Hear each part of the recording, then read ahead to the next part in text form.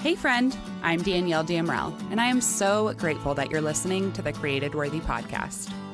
This show is all about honoring the life stories of women from different ages, beliefs, backgrounds, and experiences. Everyone's got a story, and instead of getting stuck in the trap of unworthiness, this is a safe place for stories to be shared. On this show, we chat about the transformative power of creative processing too, and how we can utilize our God-given creativity with intention to heal, grow, find joy, create simplicity in the midst of our chaotic lives. So pull up a seat at our table, because we are all created worthy.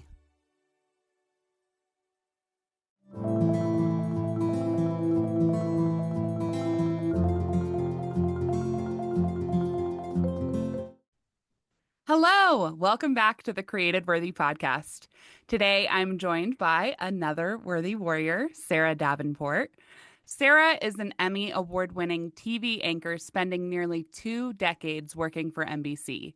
While this Houston-based journalist loved being an on-camera storyteller, she missed being present for her boys as they grew up. She was tired of chasing hurricanes and breaking news, and instead wanted to chase her 4 little boys as a present parent. After years of anchoring in the news in front of 4 million people a day, Sara pivoted from her high-profile life and began to design a life she actually loved. As a multi-passionate entrepreneur, she launched her online business ventures while still a newscaster. She is a brand ambassador and runs a very successful e-commerce business in the health and wellness industry. She has trained on stage in front of 18,000 plus people telling stories from stage, and that became her passion. And since then, she has inspired countless audiences worldwide. She is passionate about creating multiple streams of income, and honestly, Sara didn't stop there. She used her writing and storytelling skills to create both a LinkedIn marketing agency. She's a power partner of DDCC, just to throw that in there, and a course for entrepreneurs called the Storyteller's Experience. Sara scaled her businesses to 6 figures in under a year without paying for ads or any paid marketing. Instead, she used the power of storytelling to convert clients, now running a mobile global business alongside prioritizing her busy family life. Sara, thank you so much for joining me on the Created Worthy podcast. I can't wait for my listeners to hear even more about your real life story. Oh, Danielle, I'm so excited. We've been talking about doing this for over a year. I don't know what took us so long, but I'm excited. I'm excited for this and for kicking off 2025, a whole new year, a fresh, clean slate, and great things to talk about. Oh my gosh, yes. I know it's been like almost maybe 2 years since I first brought this up with you, but yeah, it's now is the time. And as I think we both believe in divine timing, so I know that there is a lot that's happened, especially on the business side of things over the last year.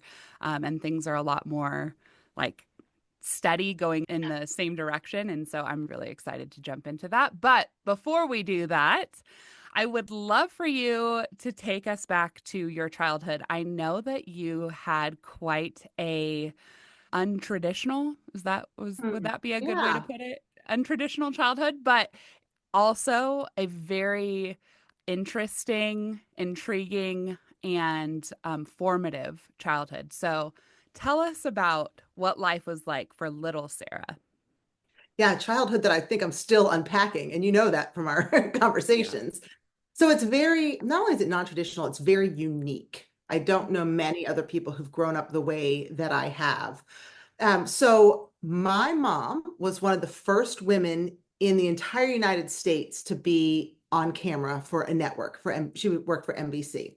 In the 70s, yeah, don't do the math. I'm old, I know. But in the Stop. late 70s, mid to late 70s, I was one of actually the first babies on TV. So they brought the camera to the hospital right after I was born. And so within my first 48 hours of life, I was already on television, which is crazy, right? They really never did that before. And my mom wanted us to be a part of her life, and she wanted to be a part of ours from the very beginning. It was very important to her that she really felt like she was doing her best from the very beginning. And I appreciate that now as a mom of four kids, for sure, without a doubt. But growing up that way was very different because being in the spotlight, and even when there weren't cameras around, but being in the spotlight, you always still felt like you had to be on a little bit. Like you couldn't Mm. just be your normal rambunctious. That wasn't expected in my family. Maybe it was part of both my parents in the way that they were a little bit more. To this day, I've never spoken back to my parents. I don't know if you know that. I've never talked back to them, not once. Wow.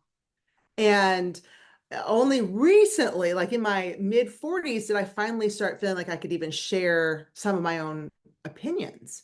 But Hmm. it was very prim and proper from the outside, but also on the inside, partially because I wouldn't say we had a normal relationship with my parents, with my mom being a TV anchor.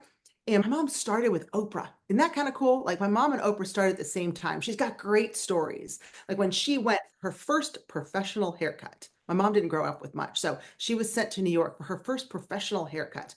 And Oprah, the two of them went together. And they went there in the middle of winter, and the people whisked her inside with Oprah and they said, okay, this is our area for your cloaks and your furs. And my mom and Oprah What? were like, furs? We don't Yeah, have because furs. Oprah grew up in a pretty conservative background Yes, as well. She didn't have a right. lot. Didn't have a lot Yeah. either, right? So they were kind of like, what are you talking about? Yeah. Furs. It was definitely a different way for my mom to go through her 20s, right? Her eyes were really open to this life of glamour and television. So as a kid, my mom being in television, she was never really around, right? So she anchored the 6 p.m. and the 11 p.m. news in Philadelphia, and then in Chicago, and then back in Philadelphia. And her name was all over the billboards. She was on sides of buses. Everyone knew who she was. She was like the person, which is really cool at first. Oh, that's so neat. But, and I've told you this story before, I could tell who my real friends were by how they introduced me to like their parents or to Mm. another new friend. It wasn't like, oh, here's my friend Sarah Allen. It's here's my friend. This is Diane Allen's daughter, Sarah. Mm. So it didn't hit me Yeah. until I was older. That was what they were valuing, was that it was like, oh my gosh, you're this local celebrity's daughter. Not that I was a person myself. And so I think a lot of that shaped who I was even going through high school. That was my crutch and that was my security blanket, was that I was Diane Allen's daughter, which also meant I had to behave a certain way. I couldn't behave badly. I needed to follow all the rules. And I think traditionally I am a rule follower anyway. I was never, my brother, he's the one who got into trouble. He's the one who did all the crazy stuff, but not me. So I was very much everything by the book. Didn't want to disappoint my parents, right? And didn't want there to be anything that would tarnish her reputation, right? Because she was so well respected in Philadelphia at the time. And but because she wasn't there, I wouldn't say I had a strong bond with her. She wanted that. She meant for that. She would leave notes to me every night, handwritten notes. But when I had to do homework, I would either have a nanny there to help me with my homework, or my mom would wake me up at 2 a.m. And she would wake me up and we would do homework together till 3:30 in the morning. I thought that was normal. And I thought it was totally normal until one day when I asked my mom, hey, can Lucy come over and play tomorrow? She said, no, that's fine. And I called to ask Lucy. It was 3 a.m. Like I thought everyone's up with their mom. I was Wow. in second grade, but I thought like everyone's up with, what do you mean she's not up with her mom? So it was not a traditional upbringing at all. Spending an Yeah. hour and a half with your mom in the middle of the night, every night doing homework in elementary school, and being raised by nannies from different countries. I had au pairs, and they would come for a year and live with us for a year, and they would then go on. And so that's what I knew. I had stronger relationships with a lot of my nannies through high school than I did with my mom. And my dad was an entrepreneur. And the cool thing about this is why I love entrepreneurship, by the way. The cool thing was that because he owned his own business and it was a brick and mortar, but he didn't miss a single tennis match of mine, a single basketball game of mine, a single performance where I was on stage. Like he was Yeah. at everything. And he brought my grandparents too. So they were all really involved in my life, which was so neat. But my mom missed a lot of it. And Mm. I don't blame her for that because in television, I mean, she didn't have a choice. Like she had to be at work at 3 o'clock to get ready for the 6 o'clock news. She couldn't come home for dinner. She would call us during dinner, and then she'd anchor the 11 o'clock news and get home around 1 a.m. Mm. And then she wouldn't be up to get me off to school at 7 because she got home at 1, right? She probably didn't go to bed till 2. So I was definitely raised differently. I guess that's the easiest way to put it. Yeah. Unique, traditional, different. Yeah, for sure. And as you said, there's really not a lot of people, I think, with that same kind of Story. formative, yeah, that same story, which I wonder how much of that and the uniqueness of that as you grew up and as you started to realize, oh, it actually wasn't normal for me to call my friends at 3 o'clock in the morning and invite them over in second grade. I wonder how much of that you have been able to translate into this passion for storytelling because you do have such a unique story, but you also are able to see the uniqueness in everybody else's story around you. So even when you and I have talked about things, or I've had the absolute honor of hearing you teach hundreds of people at this point, there is this innate ability within you for you to be able to pull out the stories within people that are unique, even if they feel like I grew up just like everyone else or I, whatever. You're like, no, but what happened? You're like, no, but what happened? Like when you went to the grocery store, was there an interaction that happened at the grocery store that has informed you or has informed the rest of your day today? And it's like those little moments you're able to pull out from people, even in their childhoods or in their everyday life, that become stories that are super relatable, but also really powerful examples of whatever the concept is that you're aiming to teach. So, as I hear you telling your story, your childhood story right now, I'm like, I wonder how much of that was just that's the gift that God gave you through Mhm. having you grow up like this is like you were able now you're able to look back and see all those unique parts of what you went through and that helps you to see those in other people. Yeah, and I also think, that's so interesting that you pulled that out, and I appreciate that. I also think I naturally had to, not naturally, but I had to become a connector of some sort Mm-hmm. because everybody saw me as Diane Allen's daughter. So how was I going to differentiate myself? How was I going to connect with people outside of this label of who I was? And it almost forced me to learn how to get out of my comfort zone because otherwise I was going to be stuck behind this label and stuck in this box of just being this local celebrity's daughter. And so I think while that was hard, I look, if we fast forward to like high school, Yeah. friends with everyone, but not in a certain way. I almost envy my second son out of my four. He had the coolest group of friends in high school. There are 3 guys and 3 girls. It was like the show Friends, right? I'm again dating myself, but they did everything together. They have traveled throughout the US together. They're 18, 19 now, but they have done so much together. They went to every prom, every homecoming. No one dated. They were all just best friends. And that bond, and how cool that now that he's in college, his this group still calls him. The girls still text him, "Hey, just checking in on you. Like, Yeah. are you showing up for your 8 a.m. class? Are you going to church on Sunday? Right. Like, what are you Like they doing?" have those deep friendships. Yes. And I Yeah. didn't have those deep friendships in high school. Do you And I think think, that do you think that some of that came from not I'm going to say this very bluntly, but a yeah. lack of understanding how to have those deep bonds and deep relationships with others since like your au pairs, they were only there for a year.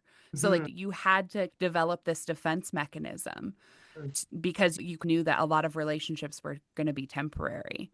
So I'm wondering how that affected you in your teenage years and then early Mhm. adulthood.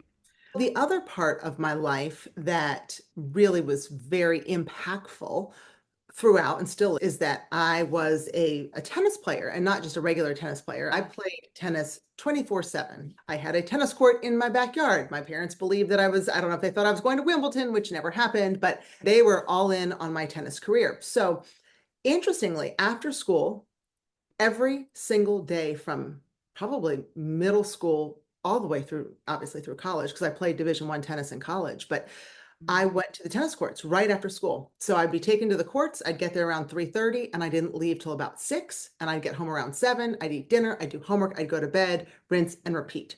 Would you So do that's that another with a reason. group of people, or would you go to the tennis courts alone? I would have usually an hour lesson and then, but there was a group of people there that I was close with in my tennis community for sure, for Mhm. without a doubt. But it wasn't, these were not people I went to high school with. They were from Okay. all across Philadelphia, Pennsylvania, New Jersey, Delaware that would come in and train at this one facility. So those really were probably my closest friends. I look back at my Sweet 16. I invited my tennis coach and his wife. I invited more people from the tennis club than I did from Yeah. high school. And so, looking back on high school, it was almost like I felt like I was getting through. It was fine. High school was fine for me. I did well, or at least I thought I did well. Although now I look back, I found some of those old report cards. I'm like, wait, I got a C. I knew I hated chemistry, but a C? I get all my kids when they don't get all A's. I'm like, I better not show them this, but I have. Yeah. I'm like, wait, now I remember, I think I was failing biology. What happened here? The things you block out.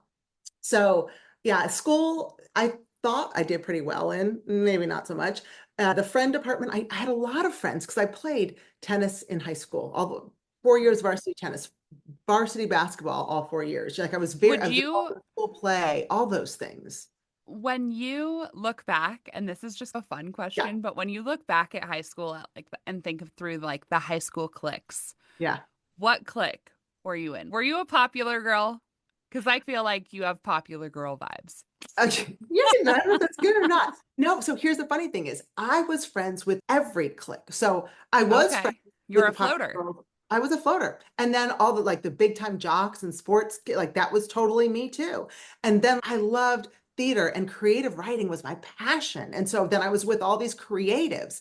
And then like arts and crafts, girl, I could do those all day long. Like Oh, if you yeah. send me off and scrapbook for 2 weeks, like I probably would, Yeah. right? Just do something with art and paint and I just love it all. So I have so many different interests. And so I Right. did float between all these groups, which also is why I don't think I had any like absolute BFFs that I are like my ride or die today. Yeah.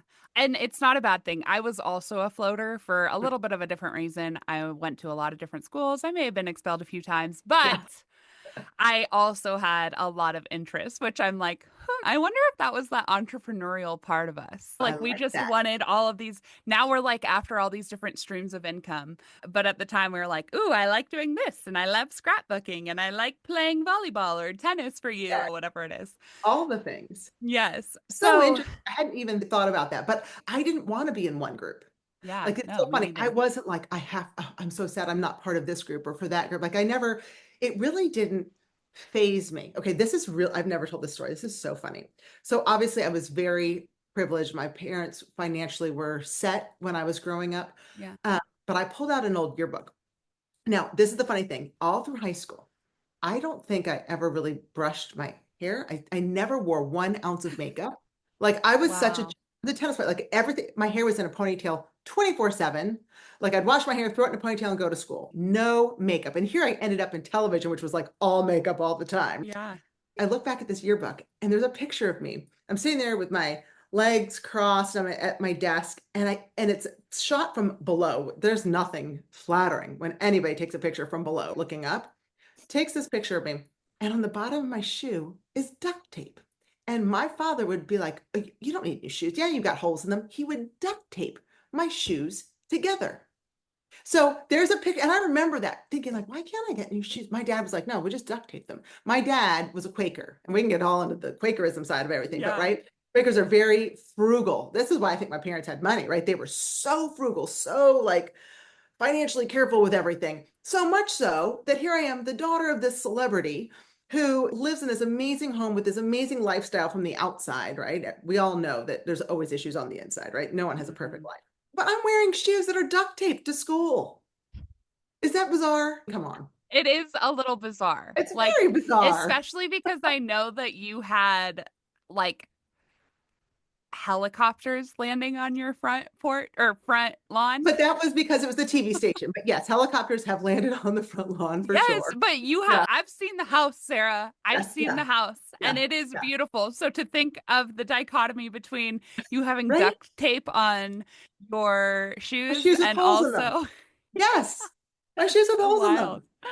It's Yeah. very, but not, I didn't care about fashion. Like I did Yeah. not. I remember people were into like Benetton and I like the Limited and Limited Express and all. I was like, oh, those are cool. But none of that fazed me, which is so Mhm. bizarre looking back. And I don't know what all this means. Probably need to go to therapy over all of it. Who knows? But All. none of that meant anything to me. Like clothes Mhm. didn't matter to me. Status of others didn't matter to me. Like I was even clueless of what all of how privileged we were. I knew we were privileged, but I wasn't it wasn't like, oh, look at me. Yeah. No, I just wanted to be playing tennis. Honestly, it was because I was a tomboy. Mhm. Truly, I wanted to be outside barefoot. I'm sitting here barefoot right now. Like I wanted to be running through the grass. I grew up on a river, like playing down at the river, skipping Mhm. rocks on the water. I wanted to be swimming in the pool and just I remember friends would come over and we would just be outside all the time. We were never indoors. That was the one great thing is my parents always were like, get outside. I was only allowed to Mhm. watch TV on Saturday mornings for an hour or watch my mom do the news. And the news back then wasn't as negative as it is today. It wasn't as crazy and we're not going Yeah. to get into that. But I could watch my mom so I could see her while we ate Yeah. dinner at 6 o'clock. And then I could watch 1 hour of TV, but I was never, ever inside. So I love being outdoors and I love being a tomboy. And so those things just really didn't matter that much to me. Yeah. Yeah, that's it's crazy to know now because I feel like those things matter more to you now Hmm. than they did back Yeah, then. that's So funny. getting into the next part of your life, tell us a little bit about what you did after high school. You said you played tennis in college, Did.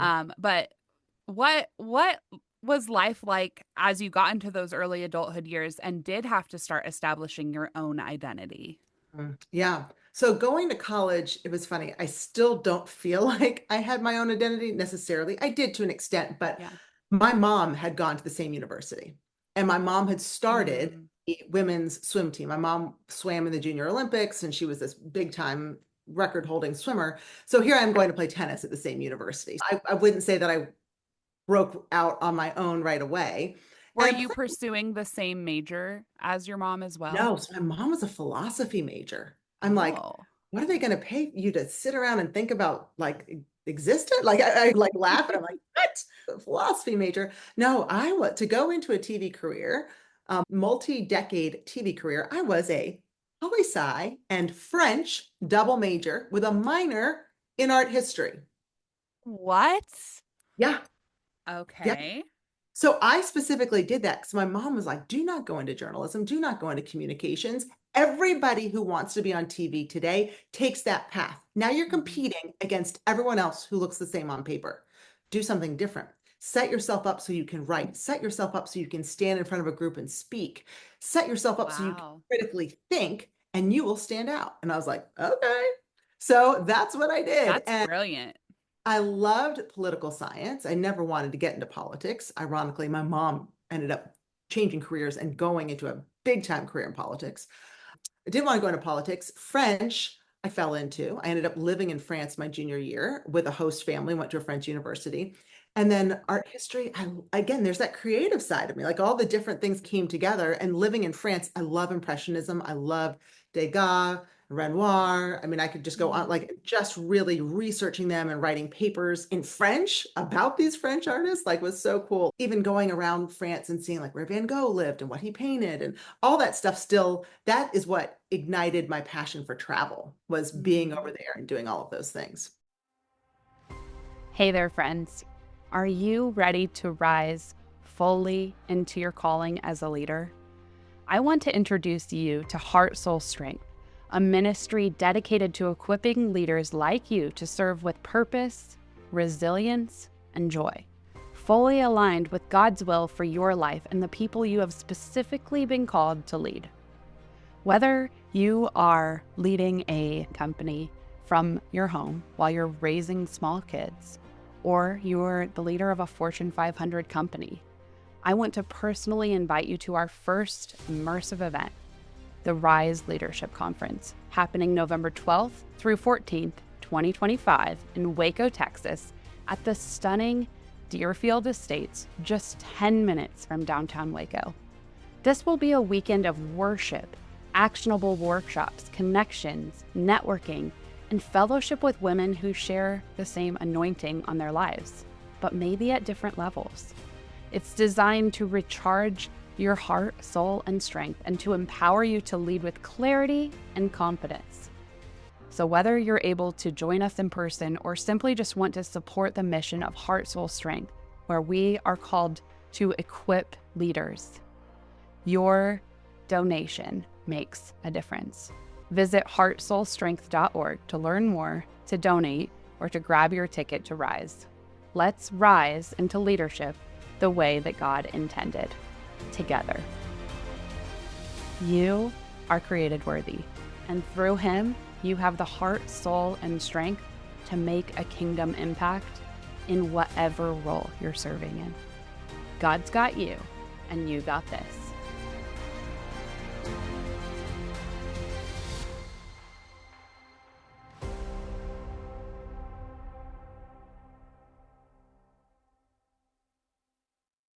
So anyway, college was somewhat of a blur because when you play Division I sports, you're not around a whole lot, right? You're traveling a ton. And I did do the sorority thing, but I dropped out of it by my senior year because I just wasn't involved because of tennis. And it really wasn't my thing. I don't know that I'm somebody who, and I love, there's nothing against it. I'm just not the kind of person who's like, rah, rah, let's all get together and sit around. I want to go do something meaningful. And I was able to find some great friends through that sorority, but I just didn't have the time. I had too many other interests. And with my tennis career, I just didn't have the time. And then in summers, a lot of them would go off and do things together. I was playing tennis all summer long. I played on the European circuit when I was 17 and 18 during the summers and got to travel to all these different countries. I lived with a host family in Denmark and then in, I guess, Amsterdam, like the Netherlands, in Germany. It was just such a cool experience. So tennis took me a lot of really fantastic places. Yes. Oh my gosh. I had no idea. I knew that you had played on the European circuit, but I didn't realize really what that meant until just now. So yeah, I can see how your passion for travel was ignited through these experiences in your college years. Absolutely. And yeah, it's definitely still something that you love to do. Every other week, I'm like, Sarah, what you doing? You're like, I'm in North Carolina. Okay, what you doing? Oh, I now do I'm love to in travel. Now I'm in Mississippi. Okay, cool. Yeah, like, what are you doing? Um, True. yes. It's so funny. And my kids love to travel too. And I really wanted to impress upon them the importance of travel because I really believe that ignites gratitude. When you Yes. Ooh, see that's how good. fortunate you are, no matter what your life looks like, there's someone else who doesn't have what you have. And when you travel, you get to see that and you get to appreciate other people and understand others and other cultures and other foods. Well, I mean, whether that's in Mississippi or whether that's in Italy, no matter where you go, but you can learn how to connect with people who are different than you through travel. So I think travel's been a big gateway for me for opening up my love of storytelling Yeah. and for connecting because I know at my core, I am a connector. I love to Yes, connect you are. with people and I love to connect other people together. Yes. Yes, you are. And speaking of connections, at what point did you make a connection with your husband? Oh, when I was 14. When I was What? 14, yes, he was in college. Okay, that would have been illegal had anything happened. No, I was just in love with this guy that water skied past my dock at my parents' cabin in upstate New York. And I don't remember if he slalomed or if he barefooted, but this really attractive blonde hair, blue eyed guy flew by my dock. And I was like, I need to know who he is. I was sitting there reading Catcher in the Rye, going into my freshman year of high school, had to do my summer reading, and it was like anything to distract me. And boy, did that distract me. Turned out my family knew his family. My dad and his mom had grown up together from the time they were 12 or 15 in their summers. Wow. And we just hadn't connected with them for years. So he actually finished his little set slaloming or whatever, and they came by our dock. I was just like, putty, right? Again, he's looking at me like, who are you? You're like some barely in a high school kid. I'm in college. He's 7 years older than me. And so I kept him in the back of my mind. And every summer I'd go up there. I wonder if Scott Davenport's there. I wonder, are the Davenports up here? I became Yeah. friends with his sisters.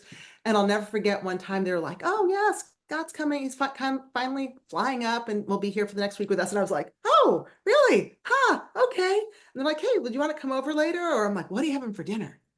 They could have said cow tongue. I would have been like, I am in. Okay, I don't Yeah. eat red meat. I certainly don't eat cow tongue, but I would have done anything to be Yeah. at dinner if Scott was going to be there. So Oh. it wasn't until I graduated college and got my first job in TV and thought, well, gosh, if I have this job in upstate New York, which is about an hour from our cabin, and in the back of my mind, I'm like, Scott Davenport's up there too. Who knows? Maybe he'll be up there in the summers. And sure enough, that was literally part of my thinking, which is crazy. And after my first year in TV, my first summer I was up there, Scott came up and we connected. And from that point forward, I knew he is the one. And we started dating when I was 23 and married by the time I was 25. Okay. You started dating at 23, so you had just graduated college. Hmm. Then Hmm. you got married at 25. Hmm. When I did did. you have your first child? This is crazy. So Jackson was born 4 days after my first wedding anniversary. So my first wedding anniversary, I'll never Oh, forget, was really quick. Olive Garden. And it was like, I was a million pounds. I think I actually put on 60 pounds because I was like, oh my gosh, like I'm craving McDonald's French fries. What if they don't ever make French fries again? I better eat every fry ever made while I'm pregnant because clearly that's what the baby wants. So I ate every McDonald's French fry they made in Knoxville, Tennessee, where I was working for NBC at the time. And then he was born. I was expecting him to be 55 pounds because I gained 60 and he was 8 pounds, 10 ounces. I'm like, what about the rest, people? Where's the rest of this weight going to go? So so you can picture me then at my first anniversary at the Olive Garden. I'm miserable. The baby's going to be born any minute.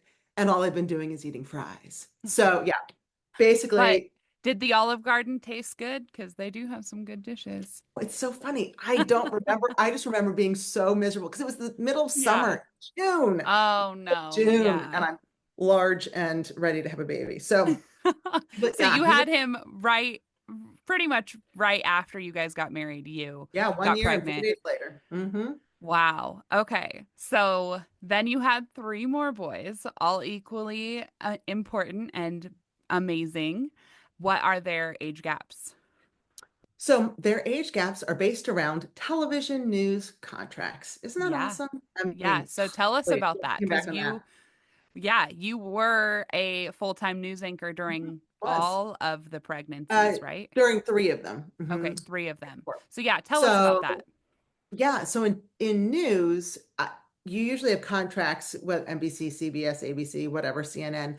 Usually it's a 3-year contract. It may be a 5-year deal, but usually it's at least a 3-year deal.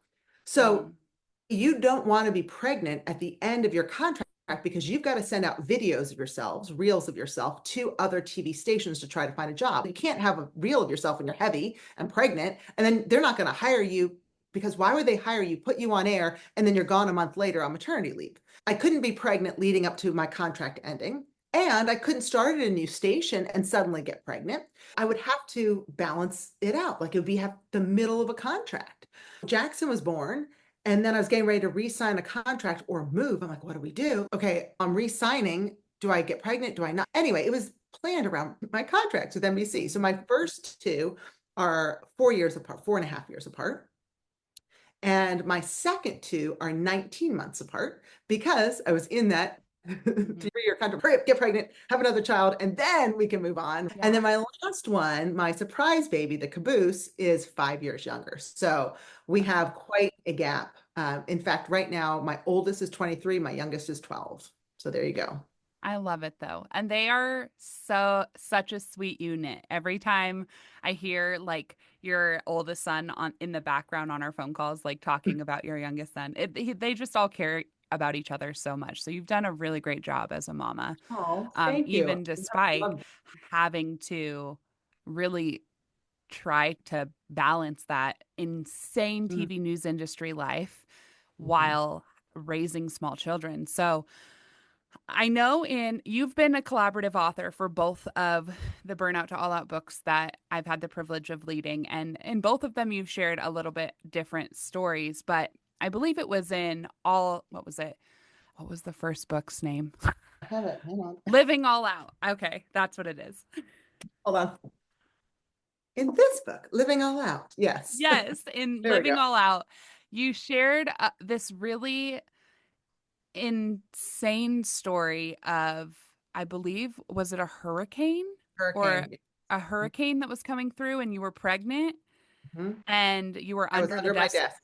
Yeah. Yep. So can you Mhm. share that story with us? Because I think it paints a really good picture of where you were at mentally, emotionally, physically, and then really that pivotal time of, okay, I have to make a decision.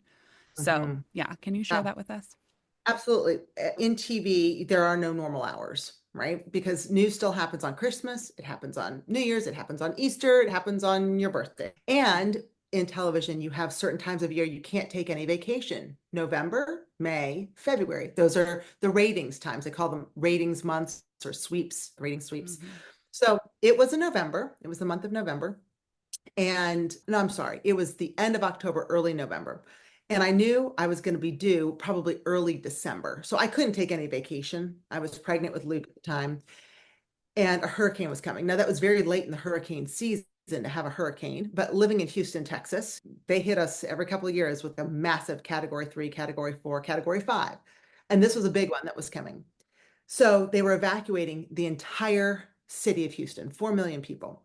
And my husband and my oldest son, Jackson, and the dogs were evacuating. What happened to me? I got to go to the news station.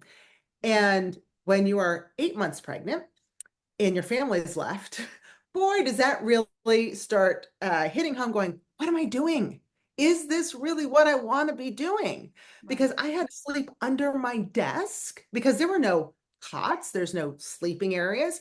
I would be on the air for 12 hours, then off the air for 12 hours. So I would do probably, I don't remember the exact time frame, but I was not the main anchor in Houston. I was the morning show anchor. So the main anchor, she was probably on, let's just say from 9 a.m. to 9 p.m. I was doing the 9 p.m. to 9 a.m. 8 months rotation, pregnant. 8 months pregnant. And no commercial breaks. So commercial breaks, you could run to the bathroom. Again, 8 months pregnant, need to run to the bathroom. No commercial breaks. And I kept going, why are we doing this? Who's watching us? Everybody is either out of power or they've left the city. Like, why are we doing wall to wall coverage? Why am I on? This is nuts. This is just nuts. And I remember being under my desk and I'm sitting there eating Doritos again. So French fries were my crutch for my first pregnancy. Doritos are my best friend for the second one, right?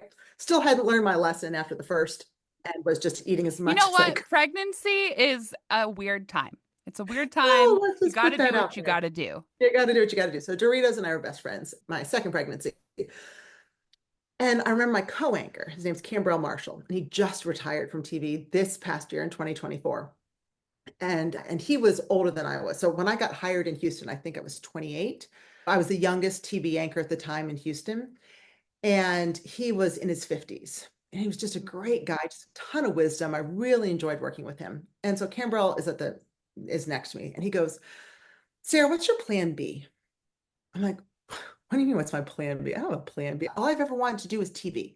I grew up in this industry. I saw my mom, what she was able to do and accomplish, and it was an amazing career. I went to college specifically. What do you mean, plan B? Mhm. My plan A has always been to make it to a top TV market in television. And Houston is number 8 in the whole country. And again, with 4 million viewers. This is my plan A. He said, no, but what's your plan B? What's next? I'd never thought of a what's next. All I knew was I wanted to be the best anchor that I could be. I had wanted to move up the ladder and I wanted to be an amazing parent. And so what did I do? I hired au pairs for my children. I was creating the same life for them that I had grown up in. A lot of us do that. We just, whether we realize we're It was doing or not, we think this is subconscious. the best thing. So Jackson's first language was Danish. And when the nanny left and we had a new au pair come in, and he would say, Jeg elsker dig. And I'm like, is he saying he wants milk or he has to pee? What's he saying? Turns out that means I love you. But I didn't know it. I didn't know it. And so I realized, so then we ended up having au pairs that were from English speaking countries like Wales. We had one of the absolute best girls ever that lived with us. And I loved it. These young girls that would live with us, they were 18 or 19. Jackson's been in some of their weddings. Like we've gone back to other Wow. countries to be in their weddings and we've formed great relationships. My mom and dad didn't have great relationships with our au pairs. They just leave and wouldn't hear from them again. And maybe because it was pre-Facebook, pre-internet, whatever. But we had really good relationships, but I thought to myself under that desk, what do you mean plan B? And I wonder if I did something different than my mom, because I was really following in my mom's footsteps, right? And making it big at a young age in a news station. I had all the billboards with my face on it. I had the buses with my face on it. But then, is this really my dream? And it was. But it doesn't mean you don't have a second dream or a second chapter to your life, and a third and a fourth and a fifth, right? But at that age, in my early 30s, I was like, plan B. So those were really the first time something was planted in me going, maybe there's more. Maybe I could do more. And maybe part of that is being a present parent. What if I fired? I wanted the nanny's job. I wanted to make sandwiches for lunch. Now, don't get me wrong. I don't ever want to make another sandwich for lunch again. I've been doing that for decades now. But at that time, I was like, I want to be room mom. Okay, you all, please don't ever call me to be room mom again. I've done that for decades. But at the time, I wanted to be room. I was like, I want to be at every school performance, not just my husband or not just the nanny. Then I started thinking through the things that my mom missed out on. Again, not her fault. It was her industry that she was in. But I was like, I don't want to miss that. Being a present parent, it just suddenly hit me while I was sitting under that desk. That's when I was like, I don't want to chase hurricanes. I want to chase my kids. But how do I do that? How do I create a life where it lights me up? Like I'm excited for it, because I'll be honest, I love being in news. Like it was really awesome until it wasn't. And I don't think we have enough time for all those stories. I don't know. They got to a point where it just wasn't awesome anymore. So what could I do where I could be present and I could use the talents that God's given me and the passions that I have that burn inside me? Like, how could I put all that together? Or is that just a dream? Or is that thing something people go, oh, that would be so cool someday? I also realized someday is not a day on the calendar, right? It's not Sunday, Monday, Tuesday, Wednesday, Thursday. Someday doesn't exist. And a lot of us keep pushing something off that we have a passion for until someday, and that day doesn't come.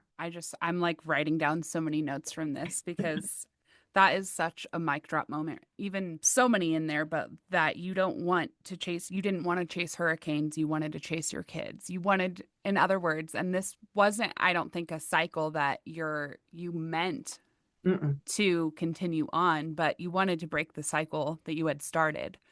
And that someday is not a day on the calendar. Like, how many of us get caught up in that, oh, I'll do that someday, or that's a someday project, but it's not an actual, like, we're not actually putting that as like a goal for 2026, or some things are not for right now, but something as important as your kids' lives and childhoods that will never happen again.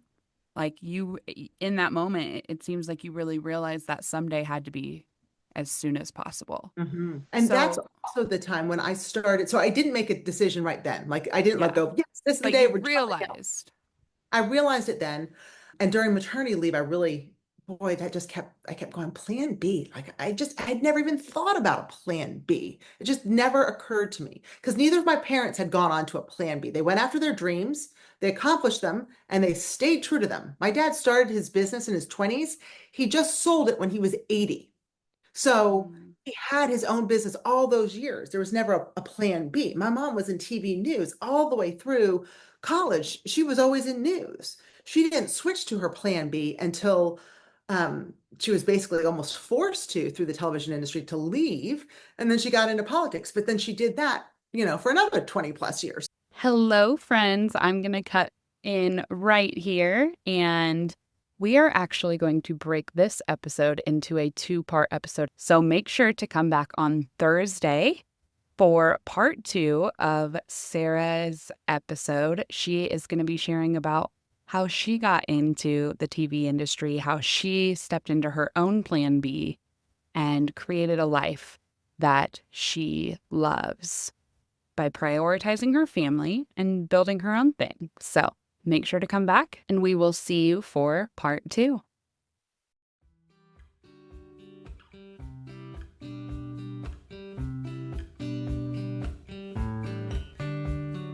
Thanks for listening and tuning in to the Created Worthy podcast. I hope that today's show resonated with you, and if it did, can you do me a huge favor and go leave a 5-star review?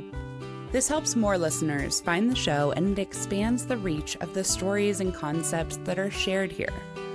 All the links and guest information are in the show notes. And if you're on social media, come hang out with me.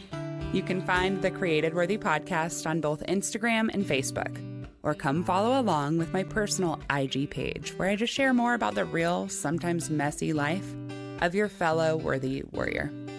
Can't wait to talk to you soon, friend. And don't forget, we are all created worthy.